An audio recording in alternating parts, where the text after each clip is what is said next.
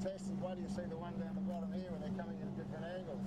Yeah, it's going to be tricky, isn't it? And we've got, as you said, Chris Nicholson on starboard going, just trying to find a low lane, trying to find more pressure. I think he's just got such a lack of sail area. He's got to do something radical. The last thing he wants to do is to sail high and slow in light airs, and that rig, he got no chance. So I think Chris has got a rather long day ahead of him, Warwick. I don't think I'd want to be on his boat today. It'll be a test of character. Oh, look, he's a pretty good character, and the guys that are with him they won't be phased about that.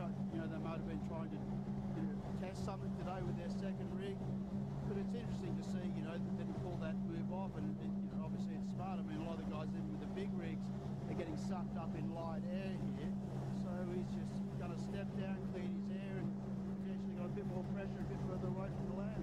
Yeah, I think that's right. I think further away from the land mass, that's point pipe and double way, probably the better today, isn't it? Low lane's a good lane.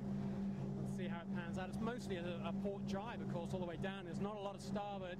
Probably your only starboard jibe is tactically you do it. There's maybe 5% starboard, so you really want to get down that course on port. That's, of course, what our leaders have the luxury of doing that on pretty much the angle of their choice. And out in front, it's the wily old dog, Harry Hamlin. He's leading, and we've got the British boat Pika, who's found this low lane.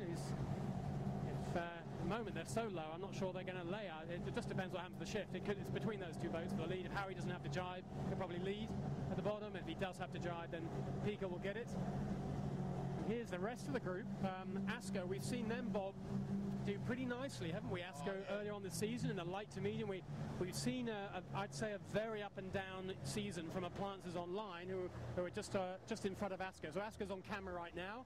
There's Marcus sailing very nicely, and just in front of him, Appliances Online. Very up and down this year, but a lot of people keep talking about Appliances Online as proper contenders. We just haven't quite seen them deliver. They got their boat smashed up, remember?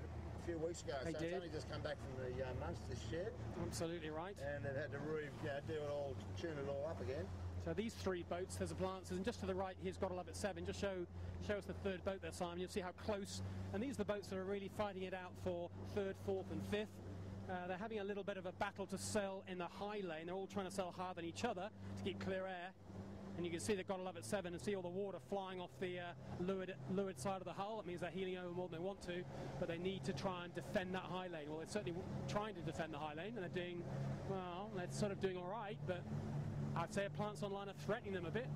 In the meantime, Harry Hamlin just sails a little more relaxed angle and is, well, I think he's stretching, but he's getting dragged high, which is probably going to hurt him later on. I just like the look of the Pika boat right in front of us now, Simon. If you come round the UK entrance, he rounded just a shade in front of Howie up that top mark, got the chute on early, and look where he's positioned himself, nice and low to this approach. So he's got the mark right in front of him, but Howie and the others are going to have to jibe off to get down to his line. So yeah, it's worked out nicely, hasn't it? And on board this boat, of course, are the Mears brothers, and they've got a very, very nice guest sailor in the middle, who's we'll know from previous seasons, Bob, which is Matt.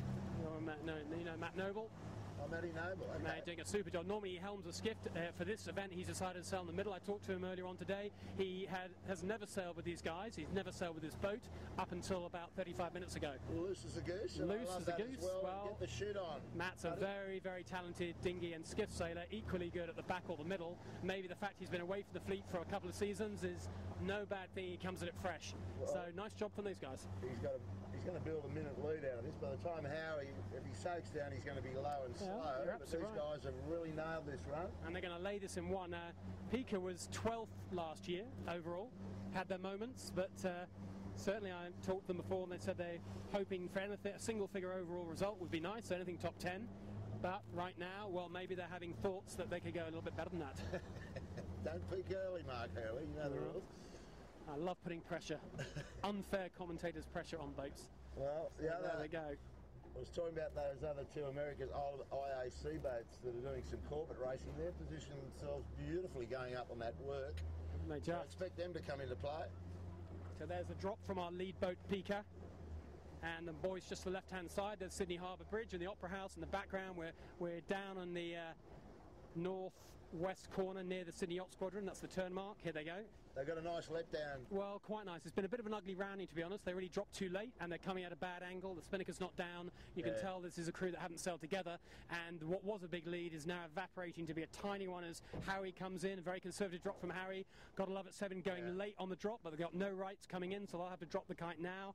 Asco and Appliances Online couldn't roll 7 as hard as they tried, but as you said, Bob, look how close they are at the bottom mark. It's all on all over again. Yeah. And these 5 boats have got a nice little gap. Haven't they, gents? And Pico 1, Howie Hamlin on CS2 is 2. Serious favourite, Gotta Love a 7, tacking away for clear air in 3rd. Asco, they'll be probably happy with 7 doing that. That gives them a lane. And then Appliances Online, and then, as you said, a big gap to last week's winners, Kenwood, and followed by Rag and Famish. On my podium for you blokes is now, at this point in time, Asco, Appliances Online, and Gotta Love It 7. Not necessarily in that order, but I think they will get the better of Howie and the Pika guys. Peaked early, the Pika, but as this race wears on, that's only 2 legs of it. There's a long way to go. And my other boat, the mighty Kenwood, create more blasting in now to be just probably going to line ball with Cooper's or Rag and Famish Jack McCartney's guys, but they're just going to beat him around, I think. So, and here come the chasers, what you call the peloton, Mark. Well, look at SeaTech. That's the first small rig boat. Great job from Alex and his guys to be up with all big rig boats. They're getting an awful lot out of not a lot of sail area. That's interesting form pointer for the rest of this series for sure. It's a bit scary, isn't it? If you can carry your second rig in this light air and still punch with the others, that'd be giving them all a bit of a scare. There's going to be moments though, and this is one of them, when you're trying to accelerate away from a bottom mark where the lack of sail area really hurts you. There are other times where it hurts you a lot less. But Alex doing a tidy job. Look how does not sail area look small when you see it compared to the big rigs. Suddenly looks tiny. The boat looks balanced and slippery though. It just accelerates. It's not bad. Fisher and Pakel, that's Grant Rollison's boat, followed by Michael Coxon's third of Fisher. I know they were out this week doing a bit more tuning. They're trying to find a bit more boat speed out of this rig. They're a little disappointed this year with their straight line speed, and I know they're up against it if they're going to compete this year. Just haven't found the speed that they've had previous years. They're not quite sure what the problem is. There's a nice turn, DeLonghi. That's DeLonghi. I'd say that's possibly a bit of overshooting going on there. Warwick, it's hard to know where to begin with a comment on that rounding, isn't it? Well, I mean, it just all starts with you having to do a really tight rotation with very little breeze, and back in the fleet you got more bump, and I just noticed there's a few waves there, so it's just a culmination of a whole bunch of different things.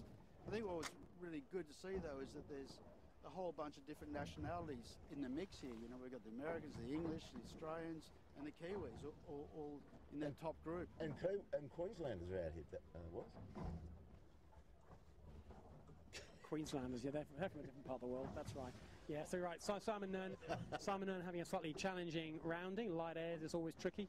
And but anyway, he's off and running. He's doing all right. He's up in the mix. Not his favourite conditions typically, but looking a bit more competitive today. Look at the action here. Yeah, back in the group. You're right. Back in the group. It's all going on. I think Alex South has had a good run. She's kind of popped ahead of a lot of these on the Viagogo boat. She's popped ahead of this group nicely.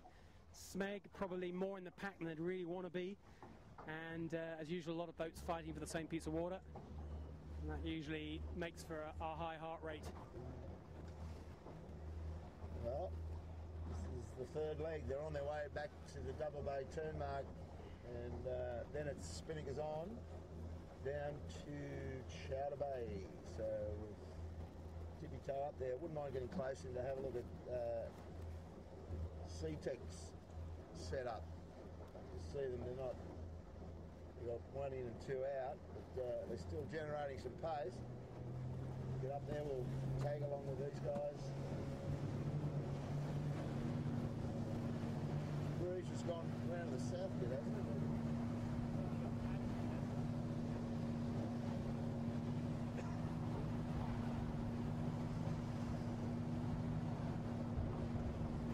Rag's got his bow up here.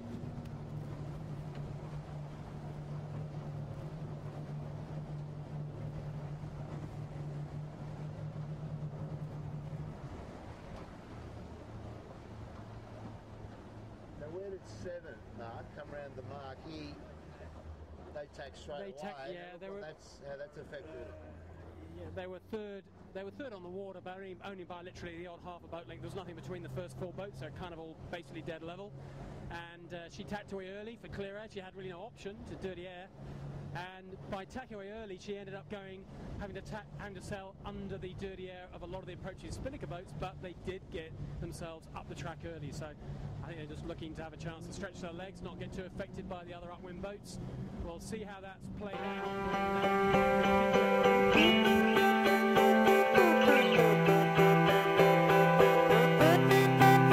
Yeah.